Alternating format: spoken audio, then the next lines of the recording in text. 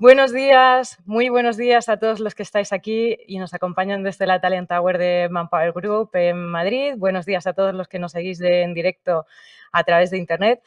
Y bienvenidos a este evento que tiene como título, como os podéis leer, pues la transformación sostenible, el motor del empleo en España. A lo largo de la próxima hora os intentaremos llevar a esa conclusión, pero antes os tengo que contar cómo hemos llegado nosotros. Y todo parte de que los últimos 7 trimestres en el estudio de proyección de empleo de Manpower Group, que ahora os contaré un poquito más de detalle, en estos últimos 7 trimestres el sector energético y todos los aledaños nos están mostrando un optimismo especialmente destacado en cuanto a las expectativas de generación del empleo en España. Este estudio, que como sabéis tiene 60 años de historia, lo hacemos para 40 países cada trimestre y en él participan unos 45.000 empresarios, nada más y nada menos, unos 1.200 en España.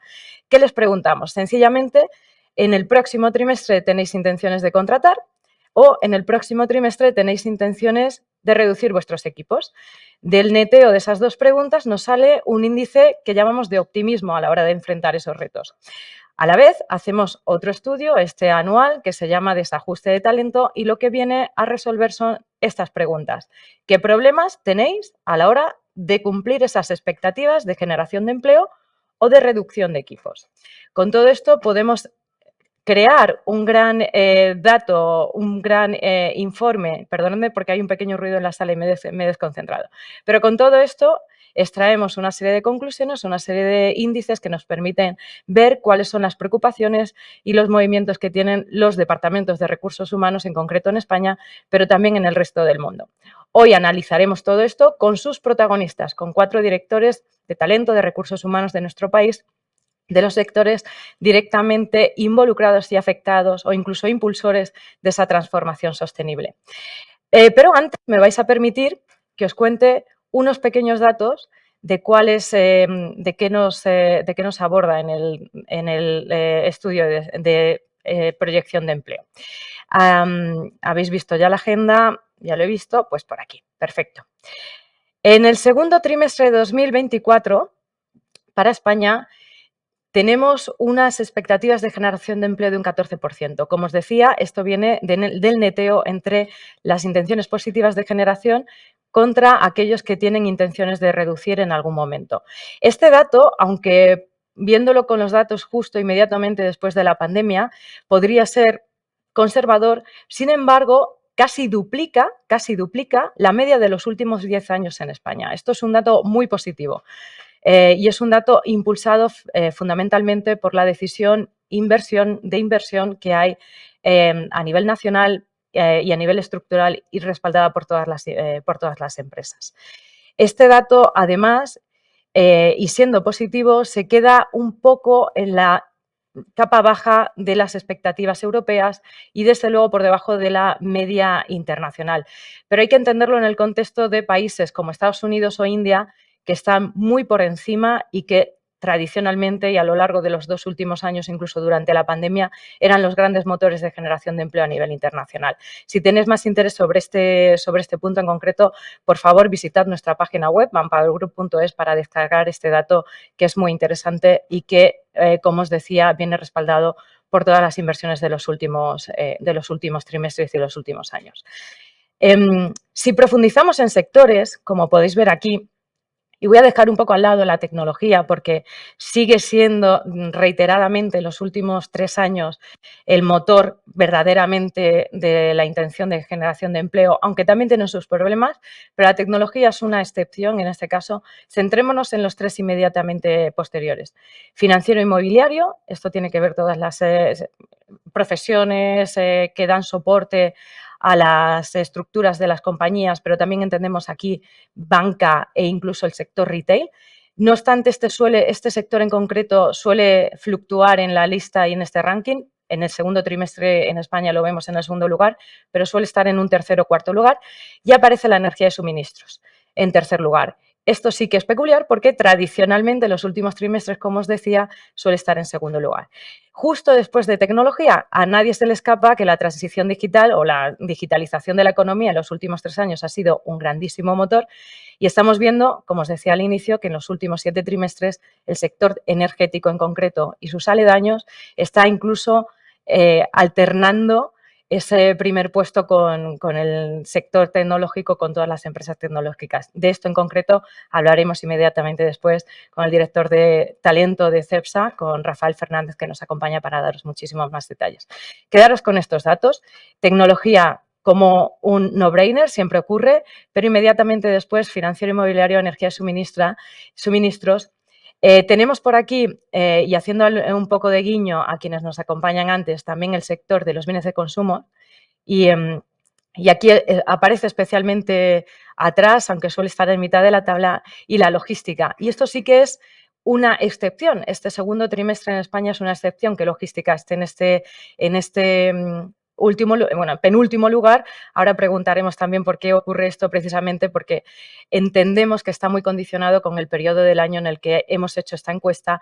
Tradicionalmente, logística tal suele estar en los primeros puntos en cuanto a apetito y optimismo a la hora de generar empleo. De todo esto hablaremos también inmediatamente después con Carlos Saldaña, con el director de Recursos Humanos de Transfersa Logistics, que enseguida nos dará muchísimos más datos. Evidentemente, en tecnología tenemos a un gigante, tenemos al director de talento de Huawei, Juan Bru, y en el sector de consumo y bienes de servicio, incluso retail, me lo vas a perdonar, César Vázquez, director de Recursos Humanos del Grupo Día. Enseguida estamos con ellos. Hablando de cómo afecta ese optimismo, esas intenciones de contratación por regiones, este dato también es muy interesante.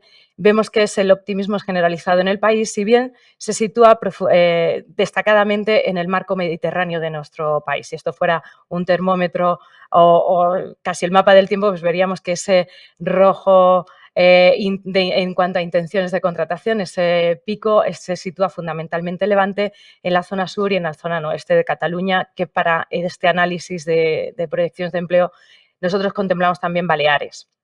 Y aunque menos optimistas, si se puede considerar menos optimistas, pues la zona de Galicia y de Castilla y León, pero de nuevo, y cuando hablemos con nuestros expertos seguramente nos puedan profundizar en cómo entienden ellos este dato, está muy condicionado, entendemos que está muy condicionado con el periodo del año en el que hemos hecho la encuesta. Os hablaba de intenciones positivas de contratación, los principales datos los habéis visto aquí. Profundizamos ahora en qué problemas o cómo están abordando las empresas esas intenciones positivas de contratación y qué problemas se encuentran a la hora de poder generarlo. Este dato es interesante y este approach es interesante porque luego veremos de aquí a 3 meses cómo estas expectativas, lo que hoy es optimismo, se traduce en empleo neto, en datos en nuestros estudios de EPA o incluso de afiliación. Pero hoy estamos anticipando qué es lo que está movilizando y qué es lo que les interesa a los empresarios a la hora de generar ese empleo. Desajuste de talento, como os decía también al inicio, básicamente lo que preguntamos es ¿qué problemas tienes tienes y cuántos problemas tienes a la hora de poder cumplir tus expectativas de generación de empleo? Y lo que vemos es que en los últimos 10 años, esta serie histórica es inmensa, pero en los últimos 10 años se ha multiplicado hasta por 26 los problemas que las empresas españolas dicen que tienen a la hora de encontrar el talento que necesitan. Esto es apabullante porque si comparamos estos datos con datos como, por ejemplo, Japón, que tiene una situación similar a la nuestra, pero cruzamos a la vez los datos de desempleo de España con los que tiene Japón, de repente empiezan a surgir muchas preguntas y a lo mejor algunas respuestas también con nuestros invitados hoy. Porque España ya sabemos que los datos de desempleo están en torno al 11-13%, sin embargo Japón apenas supera el 2% de desempleo. ¿Cuál es el tipo de problema que tiene un país u otro o sus empresarios a la hora de afrontar estas intenciones de contratación? Probablemente sean distintas y ahora profundizaremos en eso. España, si veis, en los últimos 3 años se ha mantenido en un 80%, la media internacional nos supera, no sé si es bueno o malo, pero está en un 85%, 86% en el caso, en algún pico que ha tenido también Japón, siguen siendo los países asiáticos, y sin embargo, nosotros estamos por encima de países como Finlandia, que está en un 60% y que es probablemente el menos pesimista en este caso, ¿no? El que menos problemas dice que tiene a nivel mundial a la hora de encontrar el talento que necesitan. Fijaos que aún así, en los últimos 10 años, para empresas de todo el mundo, en todas las latitudes, hay muchísimo problema y las empresas manifiestan este problema a la hora de encontrar el talento que necesitan. Em, Hay un pequeño, os voy a llamar la atención sobre esos 2 puntos que ha caído de 2023 y 2022 a 2024, porque son interesantes. Tiene que ver con cómo en estos 3 años las empresas están cambiando esa tendencia al alza. Y os daré un dato más inmediatamente después. El desajuste de talento, de nuevo, va por sectores y fijaos que ahora sí, aquí, logística es el que mayor problema tiene en España a la hora de encontrar talento. Aquí vamos a tener que hablar mucho, Carlos, inmediatamente de esto, porque evidentemente es un caso importante. La segunda industria, salud. Salud es súper interesante porque también a nivel internacional, salud está casi en el primer puesto, el sector de la salud, el sector de la farmacia. Sin embargo, en España está en ese tercer puesto, aún así es un 81%. Recordad datos de Japón del 85%, que es tremendísimo. Tecnología, en cuarto lugar. Tiendo a estar un poco en desacuerdo, a lo mejor el sector tecnológico, Juan esto no lo podrá contar mejor, a lo mejor ya os habéis acostumbrado a que no encontráis talento y sois más creativos, pero es un 78% que es tremendísimo también. Y energías y suministros, pues está en ese 77, que en realidad, si veis la horquilla que hay de 16 puntos, en esto tampoco es muy significativo, es un problema real que tenemos en todos los sectores y en todas las latitudes. Un mínimo dato que os quiero incidir sobre el sector logístico español, ese 86% no solamente habla de cuán difícil es para ellos encontrar talento en España, sino que es el dato más alto del mundo. El sector logístico español tiene el mayor problema del mundo a la hora de encontrar talento. Y este dato profundamente habla de cuál es la situación en nuestro país. Si hablamos de competencias técnicas más buscadas, pues a nadie se le escapa que la tecnología, la ingeniería, los perfiles más cualificados son los que más se buscan y los que más difícil nos resulta encontrar a todas las empresas del país. Y permitidme que os llame la atención sobre los que están ahí en el cuarto posición, porque los sectores de ventas y marketing, comerciales, especialistas de marketing en todos los sectores de manera transversal. No hace falta que este estudio casi, porque esto simplemente es mirar todos los job boards que tenemos en España, son las posiciones más buscadas y reiteradamente menos completadas. Es donde mayor rotación incluso existe. Este dato es interesante. Y se nos cuelan, importante, perfiles de sostenibilidad. Bien impulsados por todo el cambio regulatorio que tiene que ver con el Green Deal y aledaños y desarrollos normativos de la Unión Europea en España, bien por la sensibilidad que cada vez más tienen las empresas españolas por materia de sostenibilidad, como compromiso y muchas también porque entienden que su valor añadido de cara al consumidor final, perfiles de sostenibilidad empiezan a ser uno de los más necesarios, de los más necesarios en nuestro país. Breve dato también sobre las soft skills, muy interesante, porque mezclamos esas competencias tecnológicas con las competencias soft, comunicación, trabajo en equipo, capacidad de resolución de problemas, muy interesante. Si cruzamos los perfiles tecnológicos, esas competencias hard de tecnología, con estas competencias soft, encontramos lo que llamamos los superprofesionales. Profesionales con muy buenas capacidades técnicas y con un bagaje y una formación intensa en capacidades técnicas, pero con un extra de competencias soft cada vez más necesarias para poder dar el extra mile y ser más competitivos, en definitiva, a las empresas en las que trabajan. Muy interesante y un dato que también llevaremos a la tertulia inmediatamente después. Os decía que en los últimos 2 años las empresas españolas habían conseguido reducir en 2 puntos mínimamente ese problema que tienen a la hora de abordar el desajuste de talento, sus problemas a la hora de contratar a profesionales para mejorar su competitividad y seguir siendo empresas de referencia en nuestro país. ¿Qué están haciendo? Les hemos preguntado. Pues os adelanto un par de datos. La flexibilidad es algo cada vez más extendido, tanto en a qué hora entras, a qué hora sales, pero también desde dónde trabajas. Es algo que cada vez más las empresas españolas están abordando en sus planes, en sus propuestas de valor al empleado, muy interesante.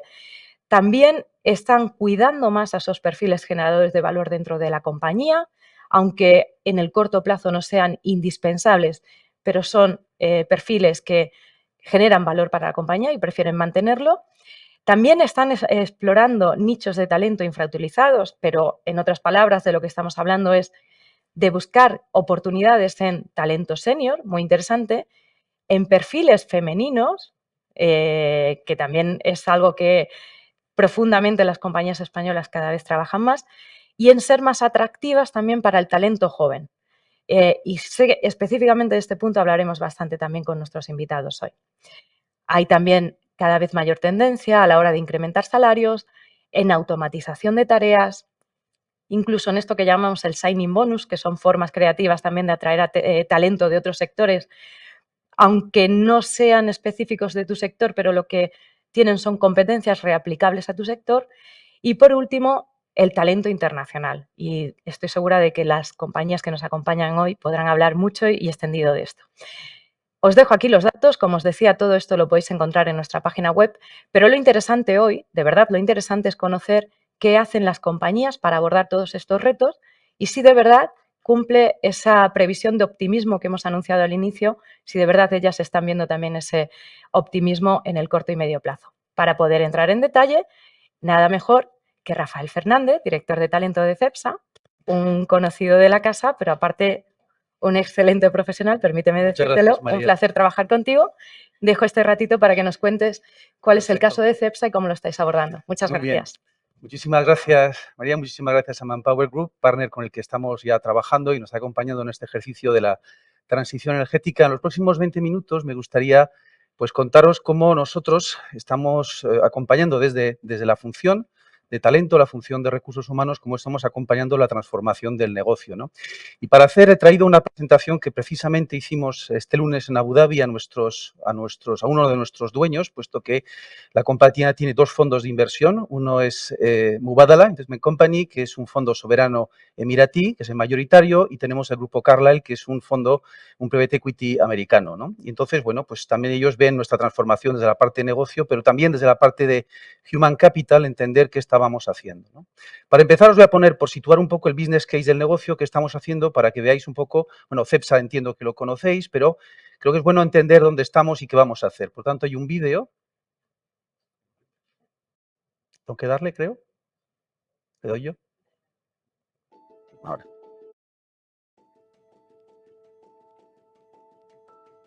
The world is changing. Every country, every company, and every individual is having to rethink the use of energy so we can achieve net zero by 2050. CEPSA wants to play a leading role in this great transition, so we have a big ambition, not to just reach net zero by 2050, but to go beyond it and become net positive. Welcome to Positive Motion from CEPSA, a new era with strong carbon commitments to address climate change. How will we do it?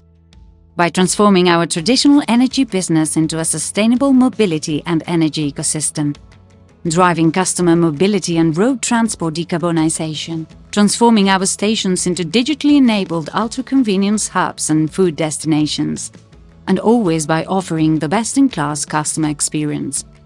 That will mean working with partners to create new businesses and services.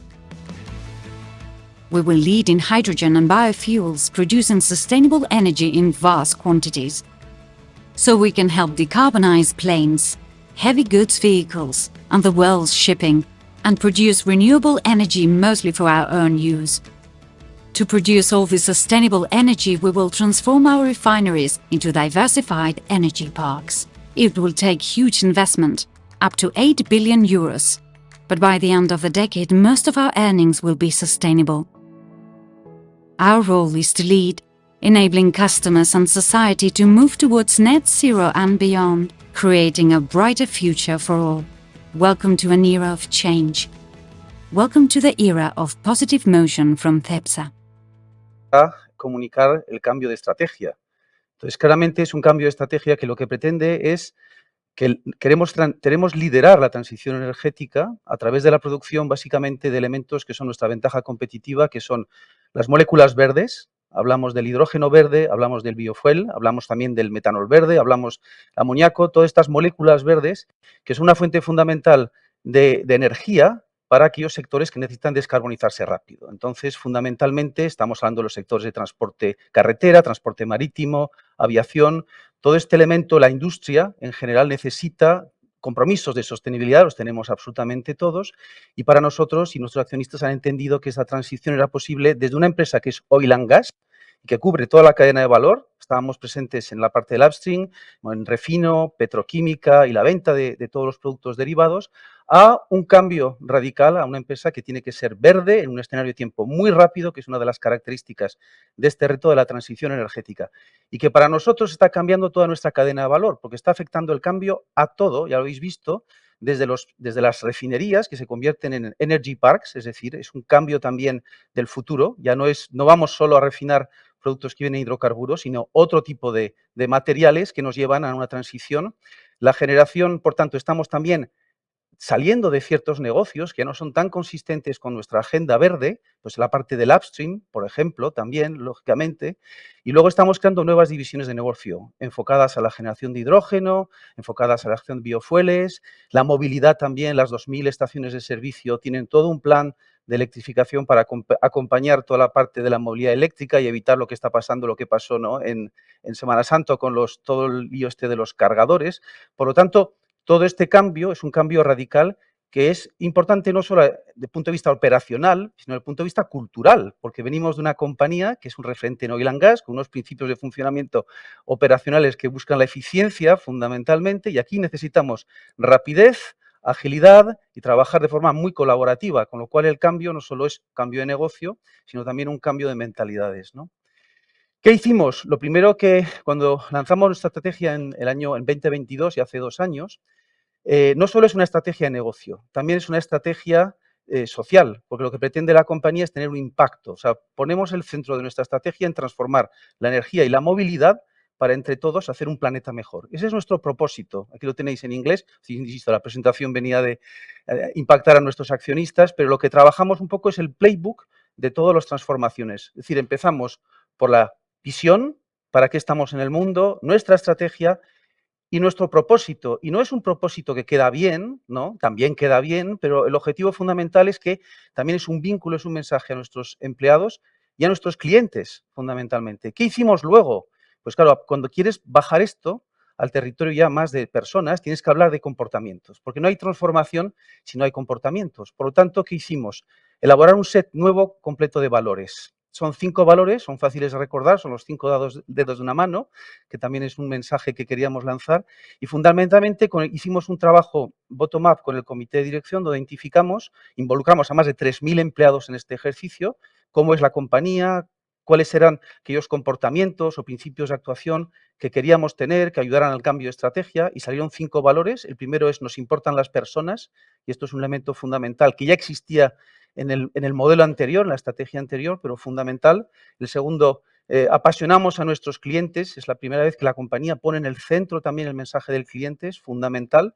Luego, evidentemente, cuidamos del planeta, tiene que ser consistente con nuestro mensaje. Entre todos creamos más valor, y aquí es reforzar sobre todo el trabajo en equipo en la transversalidad, que es uno de los grandes retos, en este caso, en nuestra compañía, ¿no? Porque para tener éxito en transición energética no lo puedes hacer solo, necesitas alianzas con otros partners, necesitas alianzas con startups, necesitas alianzas con las administraciones a todos los niveles, desde para conseguir electrificar la red de estaciones, pero también para generar programas de formación FP, universitarios, etcétera, para que la gente tenga las skills necesarias para afrontar el reto en un tiempo muy, muy limitado, ¿no? Y lo último, nos atrevemos a emprender. Y esto no es casual, porque os decía, la cultura de la compañía es una cultura de asumir riesgos limitados. Es un sector que está muy enfocado al proceso, muy enfocado a la eficiencia.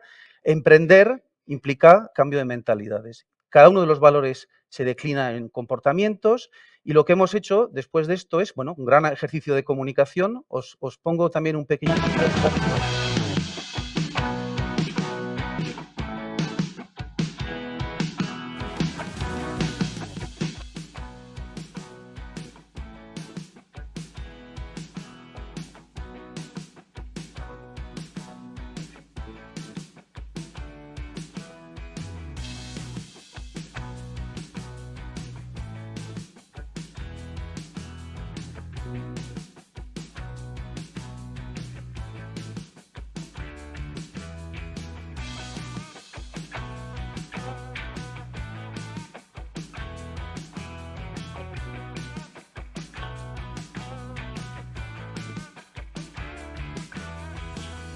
Lo interesante del ejercicio es que, bueno, estos son empleados, obviamente, que además han actuado libremente, no han sido coaccionados para ningún tipo de ejercicio.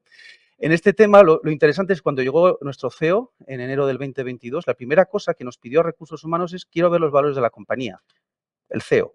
Y nos dijo: no, estos que tenéis no son realmente valores, quiero otra cosa. Quiero realmente valores que, entonces, entramos en ejercicio. ¿Hasta qué punto es importante, en este caso, talento o la función de personas dentro de esta transformación que forma parte de la agenda del CEO? O sea, es el CEO, el comité de dirección, quien tiene una expectativa y pone encima de la mesa aquellas cosas que necesitamos tener. Entonces, claro, el nivel de presión también para talento, pues también va en consonancia, ¿no? ¿Qué hicimos luego? Y ahora voy a entrar un poco en definir cosas un poco más globales. E insisto, es un overview de ciertos elementos. Estrategia de recursos humanos. El negocio nos dice el qué, nosotros teníamos que definir, no hay una estrategia de negocio sin estrategia de personas. Por tanto, definimos un ejercicio interno dentro de la función para ayudar a esa transformación, 4 pilares fundamentales: cultura de talento, esto es clarísimo, ser referente interna y externamente; flexibilidad y agilidad, es un elemento básico de la transformación; el empleado, la experiencia del empleado, que es un elemento crítico también en el diseño de procesos, y estamos aprovechando para revisitar todos los procesos de recursos humanos, luego os daré unos ejemplos; y el tema de la cultura inclusiva, ¿no? Este sector, tradicionalmente, el rol de la mujer, pues también en posiciones directivas no estaba al nivel que queremos. Ya nos hemos puesto un objetivo que estamos consiguiendo a 2025 del 30%, pero estamos pensando ya en ratios del 40% y más allá en la próxima secuencia, ¿no?, de objetivos que queremos. Por lo tanto, es una cultura también de talento, una cultura de recursos humanos que queremos hacer. Definimos un marco, y aquí grandes elementos para explicar un poco qué estamos tocando dentro de la función de recursos humanos. En el marco exterior veis como 4 grandes elementos, que son grandes principios que estamos aplicando a todo lo que hacemos, y en el círculo interior veis un poco las grandes palancas, grandes procesos que estamos tocando. Comunicación es absolutamente crítico, comunicar de forma continua, pero además de forma muy coordinada con el área de comunicación interna, porque cuidamos mucho el contenido y la oportunidad, el momento, porque no solo es comunicar, sino que hay que encajar esto con lo que está pasando en el negocio, ¿de acuerdo? Y con los eventos de recursos humanos, porque están pasando muchas cosas. Por ejemplo, hace mes y medio anunciamos que la primera piedra de la construcción de un centro en Huelva, del segundo centro de producción más grande del sur de Europa de producción de biofueles de segunda generación, biofueles verdes, ¿no? Y esto es un elemento importante porque es una concreción en la estrategia, pero requiere también comunicarlo de forma continua. Por tanto, el eje de comunicación es básico, que está directamente asociado con el employee listening, con escuchar, es decir, esto es bidireccional. Por tanto, hemos revisado el programa de escucha al empleado, hacemos encuestas de salud organizativa cada 18 meses, los completamos con pulses, es decir, muchas cosas que hacemos en todas las compañías, pero en nuestro caso lo que estamos haciendo es coordinarlo todo mucho, porque cuando te transformas y muy rápido hay que medir más para saber dónde vamos, ¿no? Y además se tiene muy en cuenta este tipo de elementos. La experiencia del empleado, os lo he dicho anteriormente, está la esencia, y estamos revisitando nuestros procesos, porque en recursos humanos sabéis que nos enamoramos de nuestros procesos, nos gusta mucho nuestro proceso, y le damos, pero el empleado a veces no está metido en el ejercicio. Esto nos lleva a que estamos incorporando tecnología, que es el último elemento, cambiando la plataforma de recursos humanos, intentando también haciendo experimentos con la inteligencia artificial. Es decir, la reforma de la casa es integral, o sea, estamos moviéndonos todos. 4, os decía, 5 grandes palancas. Muy rápido os voy a contar algunos elementos, ¿vale? Liderazgo. Teníamos que definir lo que el líder es crítico en un proceso de cambio, cuál era su referente, cuál era lo que esperamos de los líderes. ¿Qué hicimos? Definir un modelo de liderazgo para 1.400 líderes basado en valores, con 2 componentes. Uno, los valores declinados en comportamientos para el líder, y unas prácticas de liderazgo que son aquello que esperamos que el líder haga en su posición. Después hicimos un ejercicio 360 con todos los líderes de la compañía, con un 93% de respuesta en cuanto al ejercicio, tanto muy valorado, con todo un ejercicio luego de feedback muy estructurado, etcétera.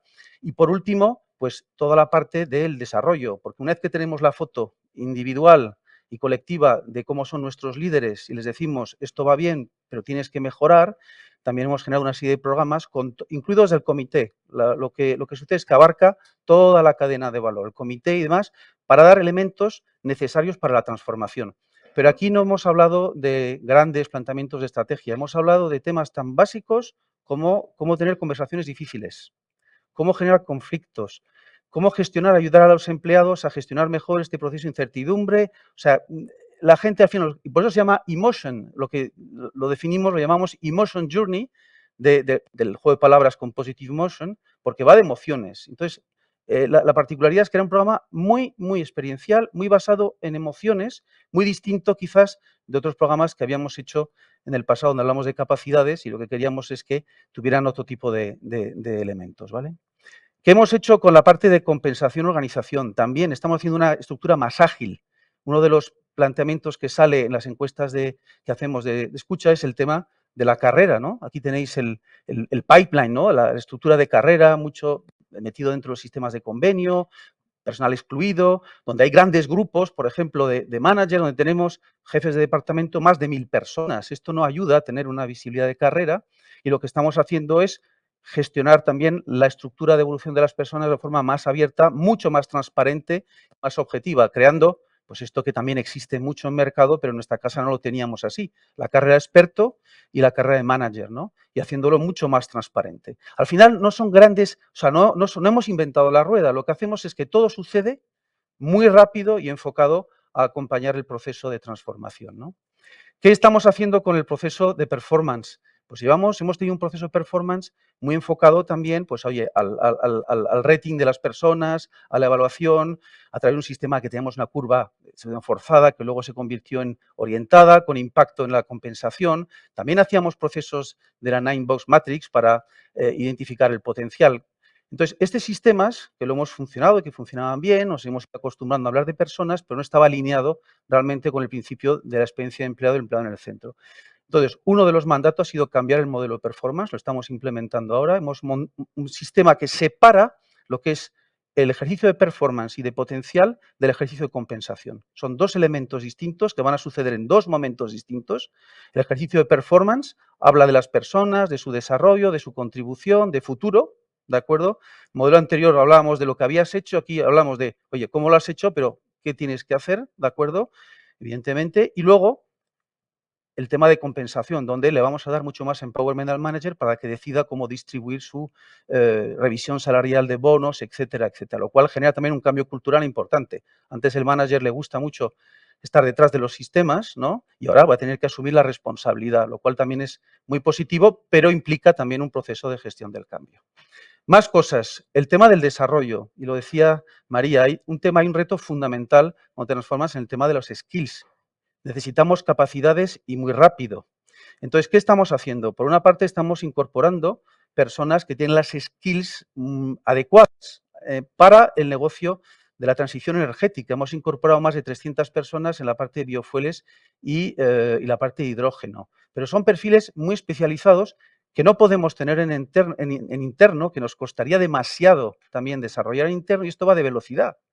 Por lo tanto, tienes que buscarte la gente. A veces difícil de encontrar, difícil de atraer también.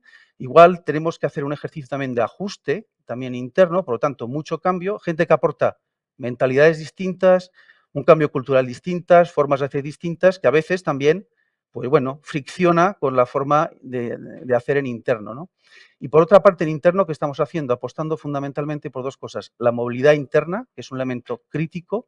Entonces, tenemos hasta objetivos de movilidad interna, el posting, hemos cambiado la política interna de movilidad, por ejemplo, ahora todas las posiciones se postean, es decir, se publican, y que era algo que no hacíamos antes. El manager le hemos quitado el veto, la posibilidad de prohibir a una persona que se mueva, entonces, bueno, genera enseguida un movimiento importante. Y luego también los ratios de cobertura de vacantes que tenemos en nuestro modelo, pues tenemos un objetivo de un 65%, tiene que ser con talento interno. Tanto el foco fundamental es aprovechar nuestro talento interno, la medida de lo posible, y ahí nos lleva al tema del reskilling y todo lo que hicimos. Entonces, un tema que hemos necesitado es apostar mucho por el tema de las green skills. Entonces, nos acercamos también, Manpower y nosotros tuvimos una confluencia de intereses en este sentido a la hora de buscar pues el tema de las green skills, ¿no? Voy a ir directamente aquí. Es decir, ¿qué skills necesitamos para abordar el reto? Entonces nos pusimos a pensar, nosotros estamos construyendo una estructura organizativa de expertos en temas de Green Energies y era bueno pues saber también el referente de skills. Si quieres hacer reskilling necesitas skills. Si no tienes el mapa de skills va a ser muy difícil que aciertes en la formación, en la atracción de talento, en el desarrollo. Necesitábamos tener este framework, ¿no?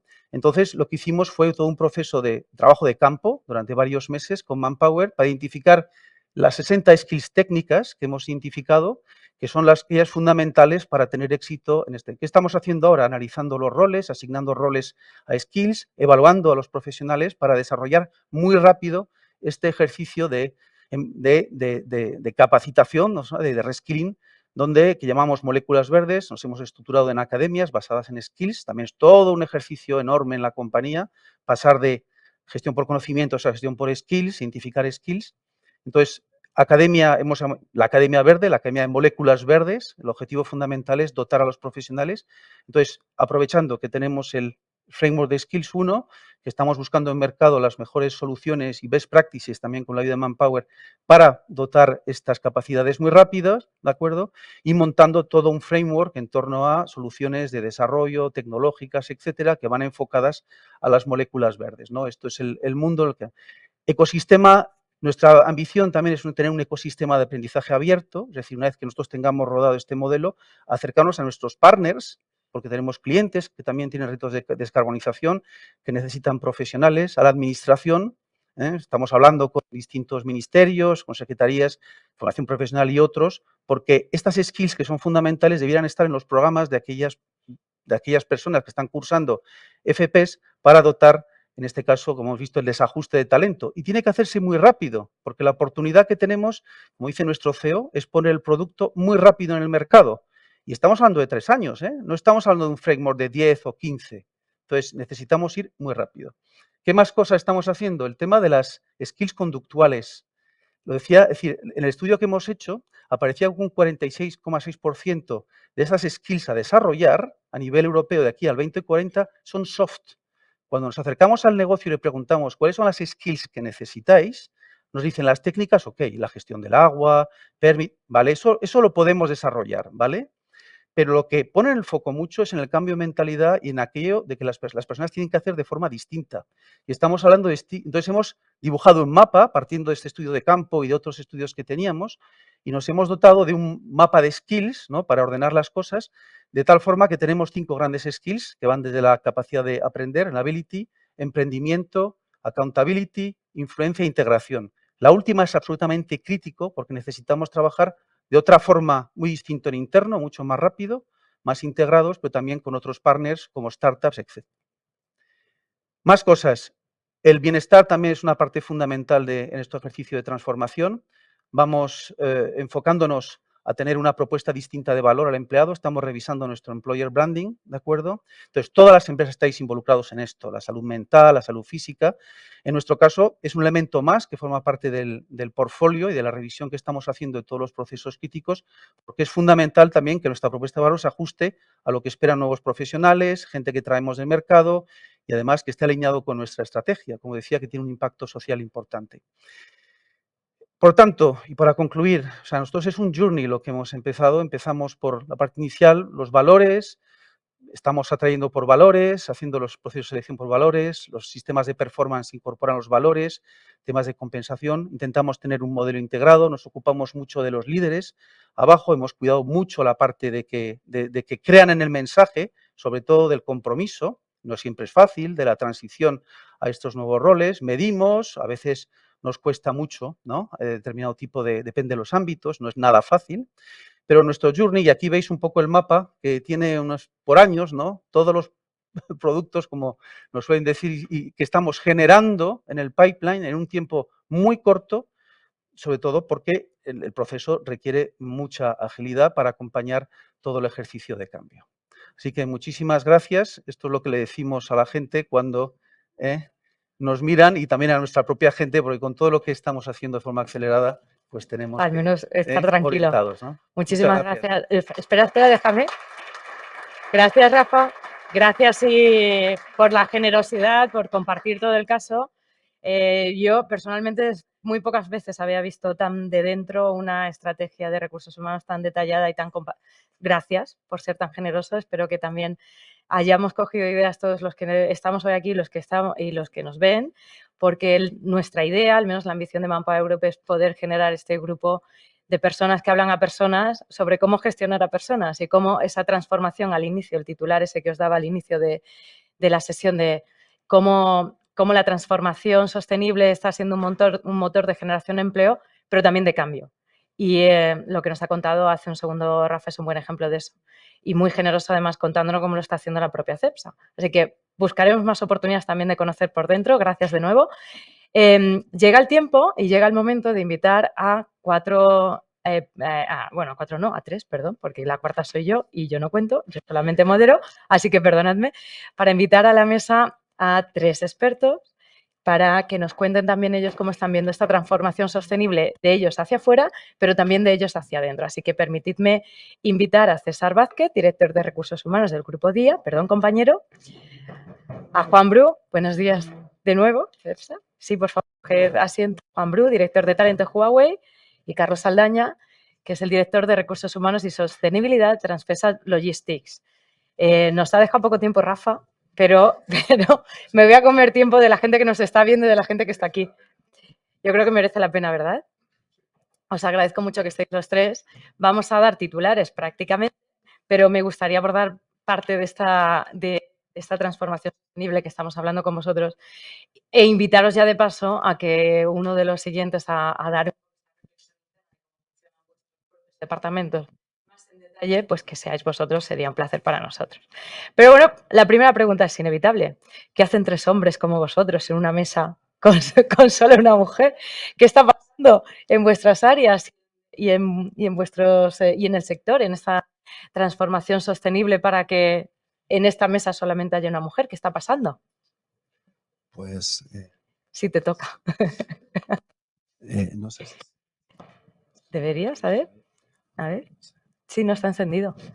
Bueno, buenos días Sí. a todos. Un placer. Gracias. Muchas gracias a Manpower por haberme invitado a este evento y felicidades por el estudio, súper interesantes las conclusiones, y también permitidme felicitar a Rafa por la brillante presentación que ha hecho de, como decía María, de una estrategia de la compañía desde dentro, ¿no? Pues bueno, me atrevo a responder. Pues yo creo que es fruto del azar, de la casualidad. Al final yo creo que aquí todos estamos de acuerdo que el talento no tiene ningún tipo de sesgo en los tiempos en los que vivimos, y al final el hecho de que estemos aquí pues 3 hombres, pues yo qué sé, podría haber sido podría haber sido totalmente N. al revés, ¿vale? Yo, por daros un dato adicional, en el área de recursos humanos en Día, el 80% son mujeres, el 80%. Si me ciño, digamos, al equipo de profesionales que estamos en la sede central, es el 97% son mujeres, así que con eso ya os lo digo todo, ¿no? O sea, realmente yo... Es la anécdota. Efectivamente, yo soy la anécdota, digamos, dentro de este... Bueno, pero me da pie también a preguntarte pues cómo estáis haciendo esa atracción de perfiles más en el sentido de la diversidad, ¿no? En la diversidad llevamos ya los 3 últimos años, estos últimos 12 meses con mayor intensidad, dando el mensaje de que Día es una empresa que apuesta por encima de todo por ser una empresa diversa, por transmitir sus valores, y sobre todo estamos haciendo un esfuerzo para contárselo al mundo y también para que los empleados de la compañía, para todos los compañeros que formamos parte de esta compañía, seamos conscientes de ello, porque es así.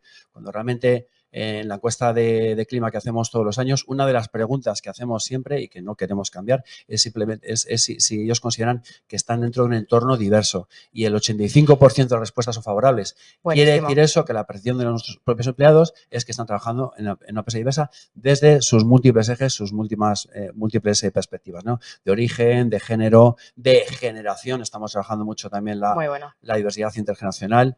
Antes, permitiendo una cosa que me ha llamado la atención, que he visto en el estudio, en las estrategias de retención de talento, donde ponía el nicho de los senior. Yo creo que más que un nicho, digamos, es una cantera muy importante. Esto nos da para un día entero. Y que creo que en los años que nos vienen por delante vamos a tener que explotar, porque si no va a ser muy complicado poder sacar muchas compañías adelante, ¿no? Empezando por qué entendemos por senior. A partir de qué edad empezamos a considerar senior, pero es que no quiero ese melón. Me vas a permitir eso porque se nos va. Y me has dado un pie magnífico para preguntar, hablando de multiculturalidad, entornos diversos, pues evidentemente, Juan Bru, Huawei, si ahora pregunto en la sala cuánta gente tiene un dispositivo móvil, pues lo mismo 9 de cada 10, o en casa 10, casi tanto, pero lo que muy poco sabéis es que probablemente la energía que consumís también viene de dispositivos Huawei. Así que, Juan, cuéntanos esto primero y háblanos de diversidad, por favor.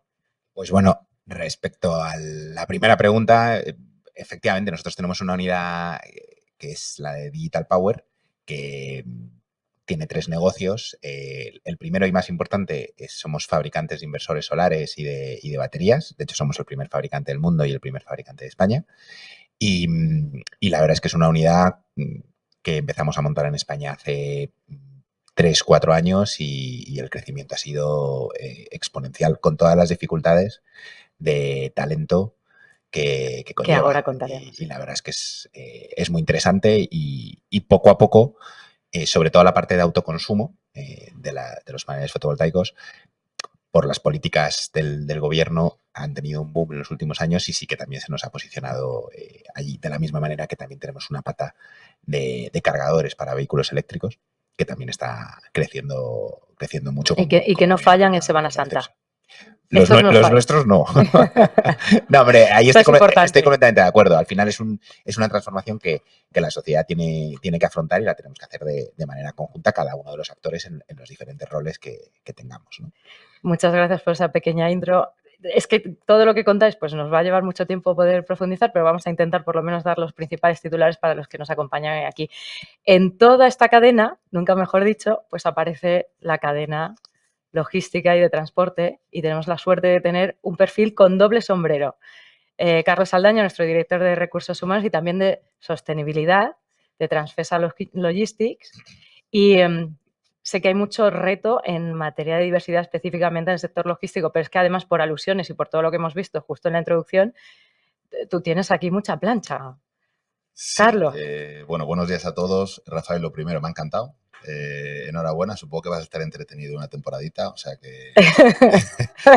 y otra cosa, creo que lo de los dispositivos no es preguntar quién tiene un móvil, sino quién tiene más de uno. O sea, ya llega un momento que vamos tal. Bueno, Transfesa logística y distribución, principalmente transporte de mercancías por ferrocarril, es decir, una cosa completamente diferente. Y dos colectivos o tres colectivos muy diferenciados. Por un lado, personal puramente operativo, es decir, gente que tenemos reparando trenes, mantenimiento, campas de vehículos. Otra plantilla de maquinistas de tren y luego los perfiles corporativos, en donde los perfiles son completamente diferentes. Como nos preguntabas de por qué estamos 3 hombres aquí y son una mujer, en el Departamento de Recursos Humanos pues un poco más o menos igual que a ti. En el edificio corporativo la inmensa mayoría son mujeres. Si vas a perfiles mucho más operativos, sí que es verdad que es más complicado encontrar maquinistas de tren que sean mujeres, es así, y para perfiles muy operativos de soldadores, mecánicos, electromecánicos y operarios muy manuales, pues sí que es verdad que yo creo que hay un gran reto por delante porque hay muy poca mujer en esos... Probablemente hay que empezar en la escuela, ¿verdad? Claro, hay que empezar por abajo. Y nosotros, de hecho, tenemos una campaña de visitas a centros de formación profesional, visitas a escuelas, porque es un sector que hay que ponerlo también en valor y hay muy poca mujer hay poca cantera que quiera ser soldadora cuando es niña. Yo también lo entiendo. Es decir, pero que sí que es verdad que tenemos unas dificultades de contratación de esos perfiles operativos, supongo que es una cosa que todos intuís, es complicado. Luego nos contarás también si es tan dramático como los números nos decían hace un segundo en el informe, pero vamos a dejar que vaya surgiendo la conversación, si te parece. Senior, y nosotros acabamos de lanzar nuestra hoja de ruta. Esto ha dolido, ¿eh? No. Sí que es verdad que es el talento senior. Yo el otro día estaba hablando con una persona en mi departamento, hablando de qué iba a hacer el fin de semana, tal y cual, y dije, pues yo voy a no sé qué, y dice, ay, muy interesante, ahí ha ido mi padre, como... Nueva categoría de sitios donde van nuestros padres, ¿no?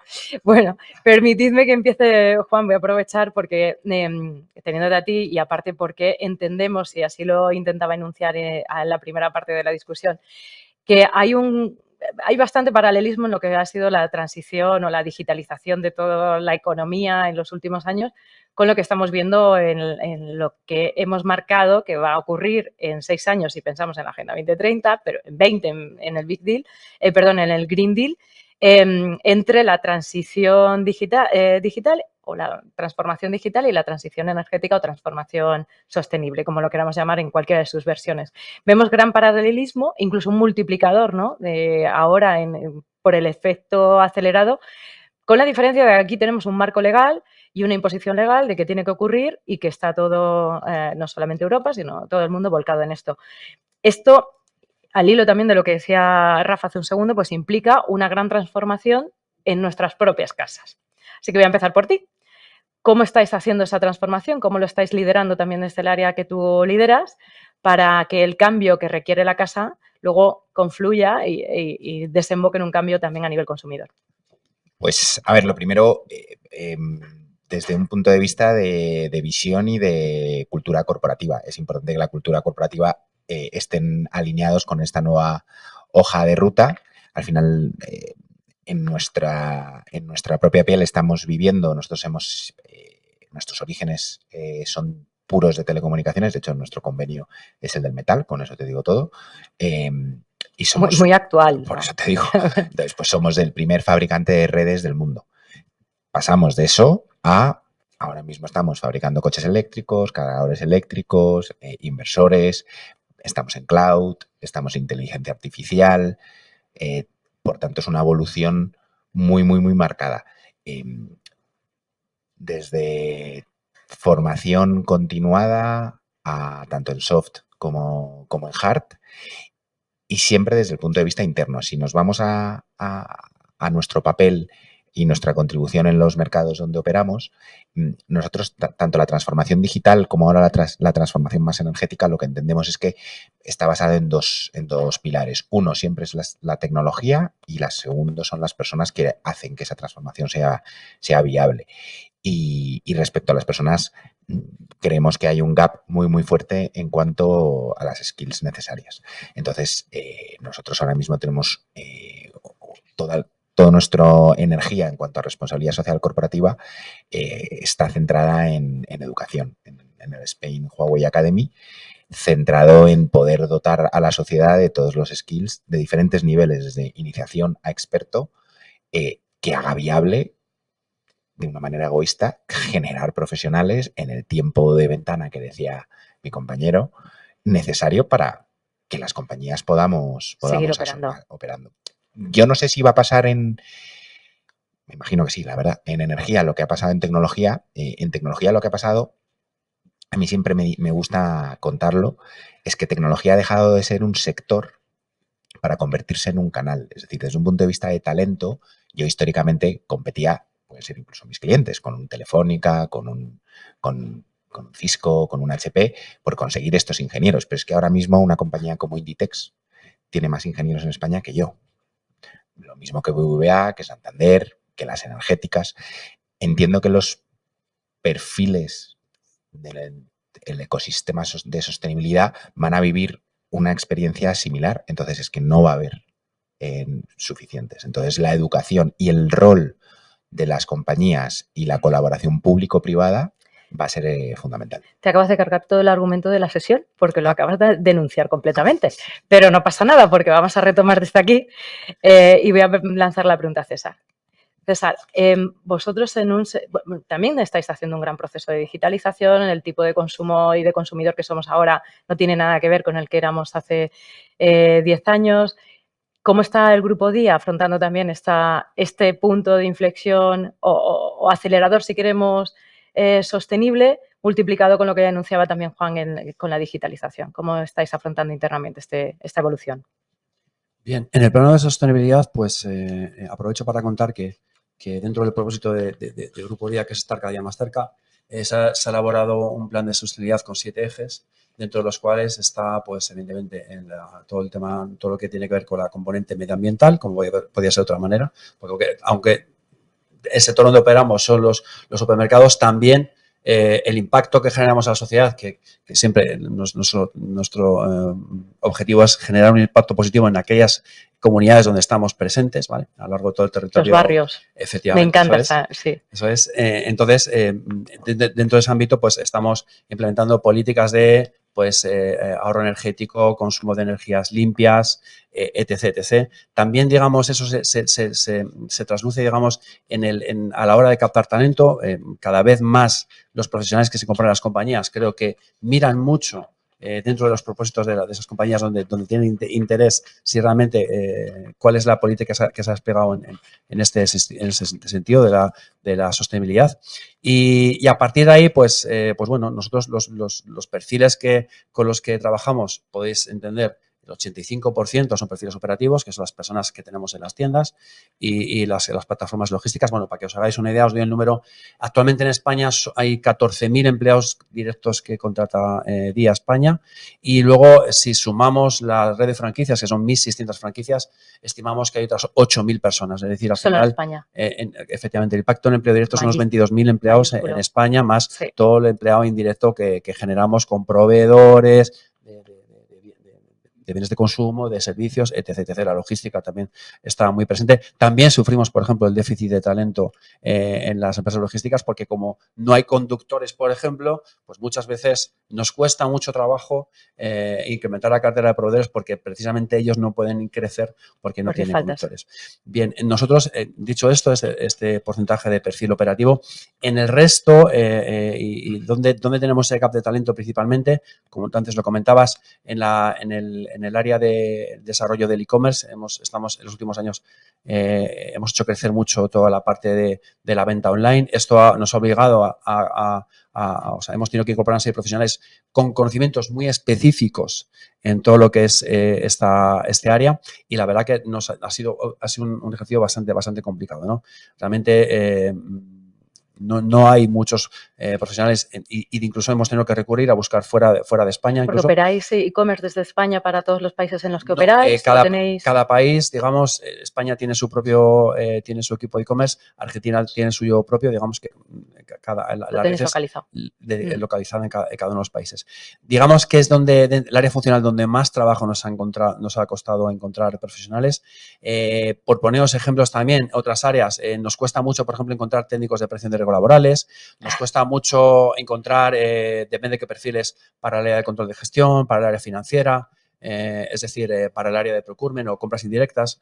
Digamos, ingenieros, por ejemplo, que comentaba, es muy difícil a veces encontrar, depende de qué perfiles. Y digamos que dentro del área operativa tenemos esa infrarrepresentación de las mujeres, que antes lo comentaba Carlos. También nos gustaría tener más mujeres en el ámbito de la logística, pero es muy complicado, es difícil. Sí. Estamos desarrollando programas para intentar, digamos, hacer más atractivo este área funcional para las mujeres, pero aún así nos cuesta. Estamos en una fase incipiente, hemos puesto en marcha el proyecto y esperemos que en los próximos años pues podamos, que digamos que ese porcentaje de representación quede más compensado, un poco más, ¿no? Sin llegar al 90% que tenéis en términos generales, ¿no?, de compañía, pero apostando en esos perfiles. Gracias por la introducción. Carlos, vuelvo a ti. Porque con este doble sombrero que tienes y con estos retos aumentados, ¿no?, por la sostenibilidad, quería preguntarte específicamente cómo estáis haciendo dentro del equipo de recursos humanos, si estáis también digitalizándoos a vuestra vez, si estáis incorporando perfiles expertos en sostenibilidad, porque no nos engañemos, todo este esfuerzo normativo lo que se traduce es en un gran esfuerzo de horas de trabajo en reporting, ¿verdad? Quería preguntarte ese cambio interno específicamente dentro del equipo de recursos humanos. Bueno, luego hablamos del tren y de los conductores para esos temas de... Oye, me ha salido una vocación de maquinista inmediatamente, te lo digo en serio. No sé si soy demasiado senior. Sí que, no, en absoluto. De hecho, ahora hay una gran demanda de maquinistas en el mercado. Sí que es verdad que hay una carencia de conductores tremenda, ¿verdad? Choferes de camión, por un tema también del relevo generacional, y es verdad. Maquinistas ferroviarios hay una gran demanda, y también viene motivado por la nueva aparición de compañías también de transporte por pasajeros y del despegue del transporte por ferrocarril. Es un transporte muy verde, un tren... Es el año del ferrocarril también. Sí, un tren contamina muchísimo menos que un camión.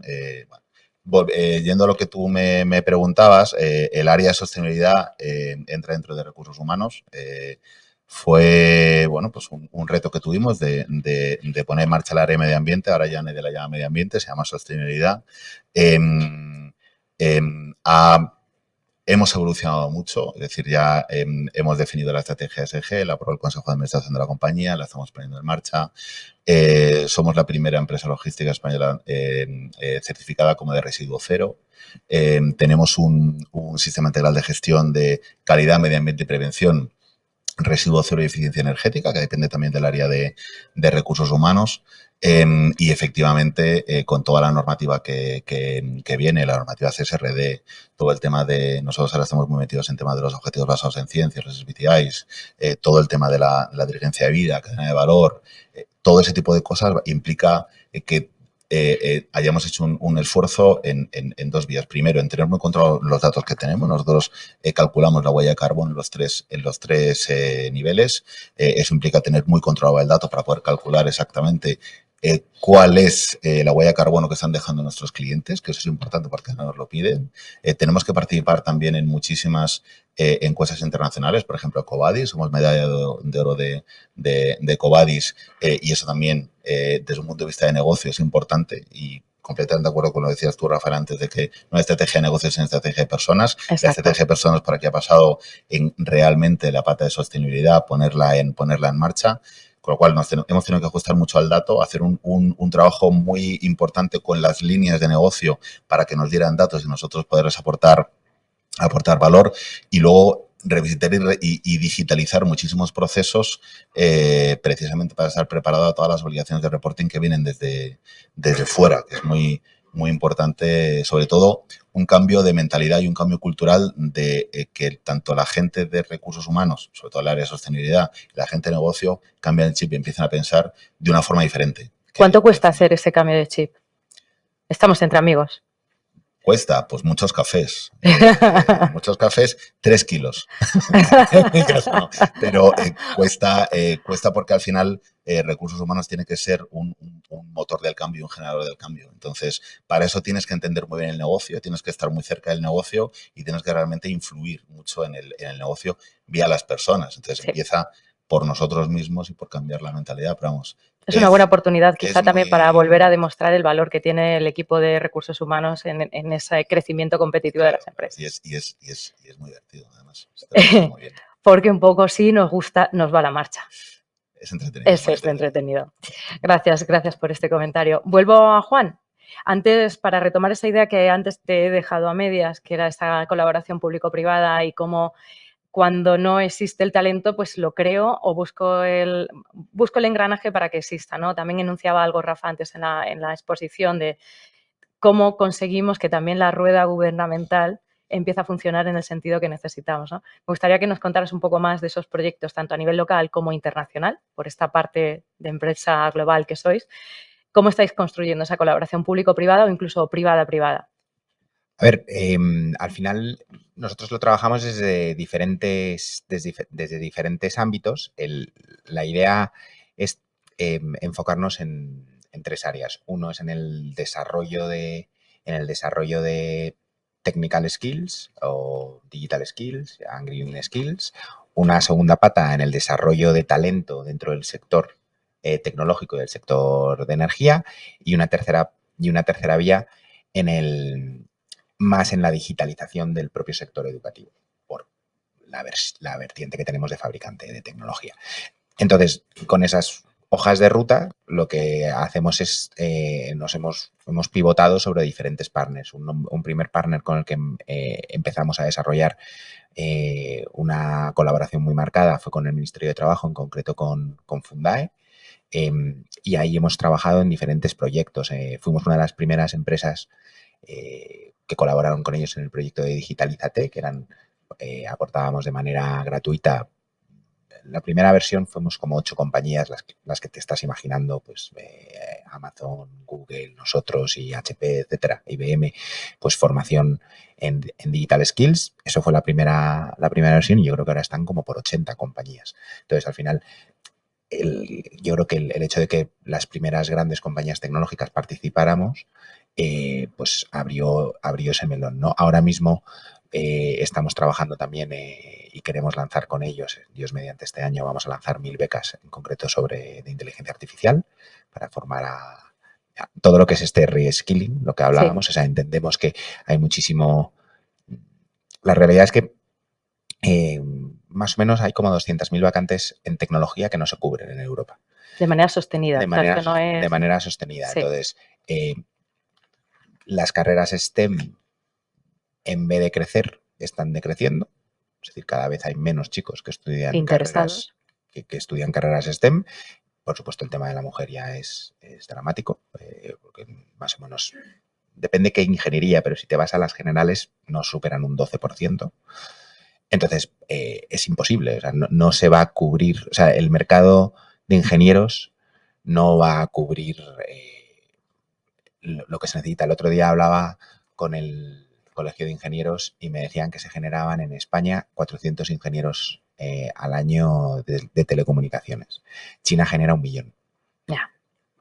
Pues ya está dicho, ¿sabes? Entonces, tenemos que afrontar, o lo que hemos hecho es empezar a colaborar con centros de FP para dotarles también de competencias para que estos profesionales puedan ir a estos nuevos puestos de trabajo, y toda la parte de reskilling, bien sean de desempleados, gente que quiera enfocarse. Entonces, nosotros estamos trabajando mucho con Fundae, pero es una primera, honestamente, es una primera piedra dentro de todo lo que queremos hacer. Y en el área de solar que enunciabas también al inicio, también estáis mirando... Estamos empezando ahí, fundamentalmente el problema que tenemos. A ver, nuestro rol en solar tampoco somos tantos, o sea, al final somos fabricante. Sí. Entonces, el problema lo tienen, que al final nos afecta, nuestro ecosistema de partners. Es decir, nosotros, al final yo tengo en la unidad de Digital Power 50 personas. Sí. No es mucho, pero somos la primera empresa con más partners en instalación de paneles fotovoltaicos, bien sea para el mercado de utilities como para el mercado de autoconsumo. Y ahí faltan. Entonces, empezamos también, sobre todo en este ámbito, tenemos una estrategia muy marcada para los próximos 2 años en intentar aportar conocimiento, valor, formación y concienciación al entorno de FP. Hemos tenido conversaciones ya con el Ministerio de Educación, que están... una cosa que sí que me gustaría recalcar, que yo soy muy optimista. Sé que es difícil, pero soy optimista porque por lo menos cada approach que hacemos, bien sea con cualquier ministerio, nos reciben, nos escuchan, nos contestan. O sea, sí se ve que son conscientes. Que hay voluntad y que hay interés. Como todo, sí. Es difícil empezar a andar, pero sí que percibimos esa colaboración. En el fondo, lo que venimos es a reafirmar esos datos que al inicio contábamos de que el optimismo del empresariado español, de los empresarios, sigue estando ahí, que quizá lo que no encontráis es la manera de volar mucho más rápido, precisamente por estas limitaciones que tenemos. Me avisan que estamos ya pisando la hora, pero me has dado un dato y una idea que quería volver con César, porque si no recuerdo mal, el año pasado había unas 5.000 posiciones de técnicos de PRL publicadas en España específicamente para el sector solar. Y como antes comentabas de lo mucho que os está costando, específicamente nombrabas esa área. Y quiero unirlo y empezar a ir a cerrar. Así que tengo un problema tremendo ahora de preguntas y de preguntas que nos están llegando por online, que las tengo por aquí en el móvil, pero voy a intentar concretar esta cuestión para ti. Grupo Día internacional, con esa ambición de estar en los barrios, con esa ambición de cercanía, con ese también reto interno de transformación y de no encontrar perfiles a lo mejor necesarios. Dame un mensaje positivo. ¿Hay margen para seguir creciendo como compañía? ¿Hay margen para los candidatos para seguir incorporándose al sector de la alimentación, del retail?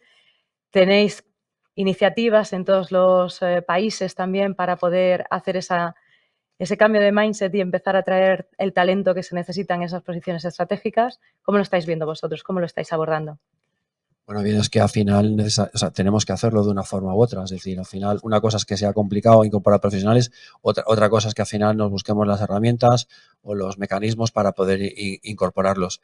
Sí que es cierto que, por ejemplo, ahora, fijándome un poco en el personal de estructura de nuestra compañía, en los últimos años no ha habido un crecimiento en número de efectivos, porque es verdad que hemos hecho un proceso de reestructuración, ¿no? Tenemos menos tiendas, con lo cual, por el personal de estructura, digamos, el coste de, no solo en términos de costes, en términos de personas, pues ha habido que adecuarlo, digamos, a esa nueva realidad. No obstante, al final, pues hay departamentos o áreas que crecen más que otras y es donde realmente, como antes os comentaba, estamos teniendo dificultades para incorporar personas. Y ya voy a terminar con un mensaje que yo creo que nos afecta un poco a todos y que creo que es algo que ha salido de forma latente en todo a lo largo de la mañana, es la desadecuación que hay entre el sistema educativo y los profesionales que realmente están demandando las compañías.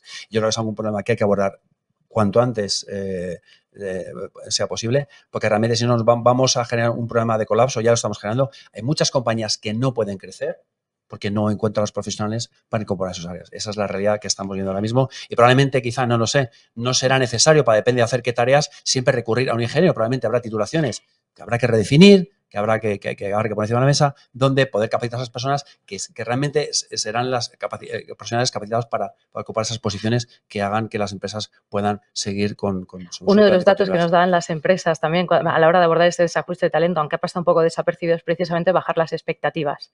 Pero ese ejercicio a lo mejor todavía no estamos abordándolo de la manera tan directa y honesta como tú lo acabas de trasladar, que también puede ser un camino. Y otra idea que ayer en una conferencia escuchaba es que quizá esperamos demasiado del gobierno, de los gobiernos, y que nos toca a nosotros a tomar medidas, ¿no? Y buenos ejemplos los habéis puesto sobre la mesa. Carlos, te va a tocar a ti la última para cerrar, porque no hemos hablado apenas de fidelización, no hemos hablado de atracción, pero me interesa muchísimo eso, pero es que no tenemos tiempo.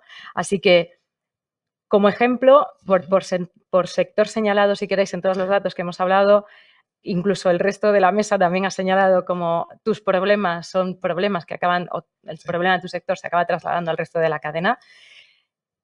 La transición sostenible, el título de la jornada, ¿realmente tú crees que va a ser ese motor de generación de empleo? Yo creo que tiene que ser sostenible toda la cadena. Perfecto. Que efectivamente, hablando de atracción, fidelización de talento, coincido con César. Nosotros tenemos un problema de profesiones más de oficios, es decir, la formación profesional. Estamos haciendo mucho esfuerzo en contratar profesionales que vienen de la formación profesional, programas de formación empresarial dual, que yo creo que se le está dando un revulsivo y que son muy importantes para las compañías, y completamente de acuerdo. Es decir, y nos estamos enfocando mucho en el talento interno, es decir, toda la gente que realiza funciones operativas,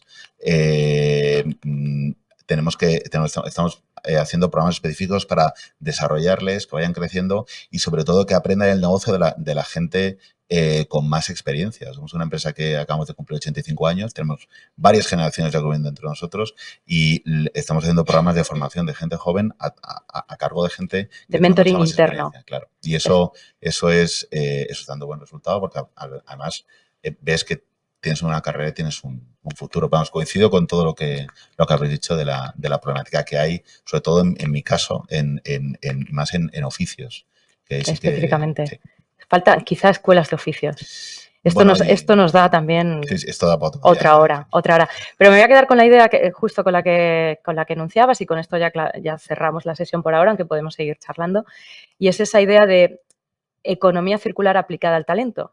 Y es dar circularidad al talento que tenemos también dentro de nuestras organizaciones para que a su vez nos ayuden a ser más sostenibles y competitivas. Perdonad que haya sido tan breve, perdonad a todo que haya sido tan breve, yo creo que quedan muchísimas cuestiones, pero bueno, siempre el apetito es bueno, ¿no? Quédate con hambre de que volvamos a vernos en otro momento.